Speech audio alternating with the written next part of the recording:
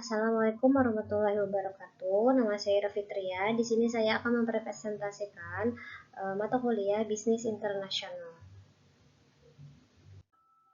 Di sini tema yang saya ambil yaitu tentang analisis manajemen sumber daya manusia internasional.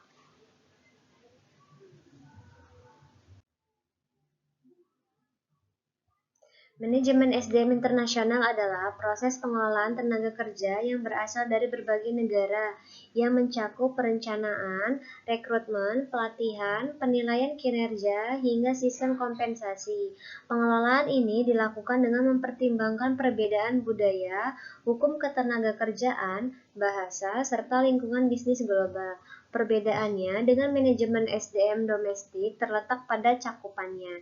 Jika SDM domestik hanya beroperasi dalam satu negara, maka SDM internasional harus mampu menyesuaikan diri dengan regulasi lintas negara, mengelola keberagaman budaya, serta menangani mobilitas tenaga kerja antar negara yang lebih kompleks. Studi kasus, pada sesi kedua ini saya memilih Samsung Electronics sebagai studi kasus. Samsung Electronics merupakan perusahaan teknologi multinasional asal Korea Selatan yang memiliki jaringan produksi dan distribusi di berbagai negara. Perusahaan ini mempekerjakan banyak tenaga kerja asal Indonesia, baik di fasilitas produksi dalam negeri maupun di cabang internasional. Sebagai perusahaan global, Samsung menerapkan sistem manajemen SDM internasional untuk memastikan standar kerja yang seragam namun tetap mampu menyesuaikan diri dengan kondisi lokal. Alasan menerapkan SDM internasional. Di sini kita dapat melihat alasan mengapa perusahaan menerapkan manajemen SDM internasional. Pertama, karena ekspansi pasar global, Samsung beroperasi di banyak negara sehingga membutuhkan tenaga kerja dari berbagai latar belakang. Kedua, efisiensi operasional. Dengan memanfaatkan tenaga kerja Indonesia yang kompeten dan produktif, perusahaan dapat menjaga daya saing biaya produksi. Ketiga, kebutuhan akan keberagaman tenaga kerja untuk mendorong inovasi. Lingkungan kerja multinasional memungkinkan pertukaran ide dan perspektif yang lebih luas.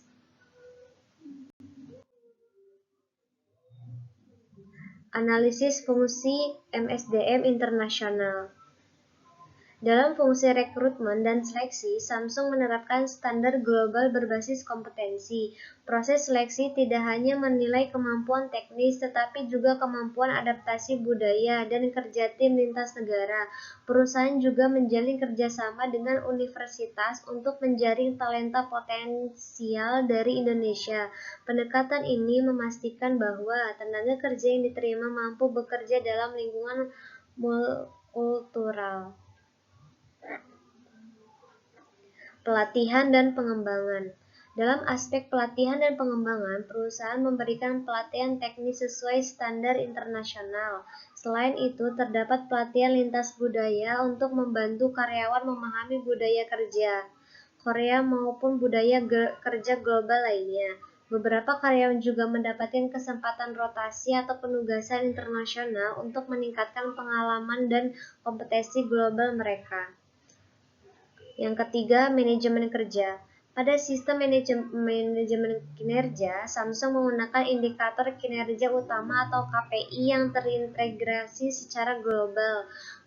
Penilaian dilakukan berdasarkan produktivitas, kualitas kerja, inovasi, serta kedisiplinan.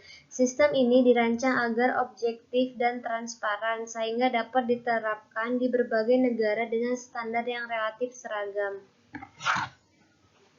Yang keempat, kompensasi dan perlindungan. Dalam hal kompensasi, perusahaan menerapkan struktur gaji yang kompetitif sesuai standar regional dan global. Selain gaji pokok, karyawan juga memperoleh tunjangan kesehatan, asuransi, serta perlindungan sesuai hukum ketenagakerjaan di negara tempat mereka bekerja. Untuk tenaga kerja internasional, biasanya terdapat tambahan fasilitas seperti tunjangan relokasi atau bantuan administrasi kerja. Tantangan.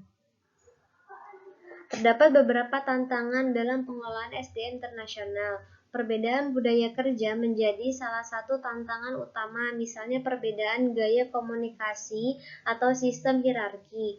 Hambatan bahasa dan perbedaan regulasi ketenagakerjaan juga dapat mempengaruhi efektivitas kerja. Sebagai rekomendasi, perusahaan perlu memperkuat pelatihan lintas budaya, meningkatkan komunikasi dua arah antara manajemen dan karyawan, serta menerapkan kebijakan SDM yang fleksibel, namun tetap mengikuti standar global. Dengan strategi tersebut, manajemen SDM internasional dapat menjadi keunggulan kompetitif yang berkelanjutan bagi perusahaan. Sekian presentasi dari saya. Terima kasih. Wassalamualaikum warahmatullahi wabarakatuh.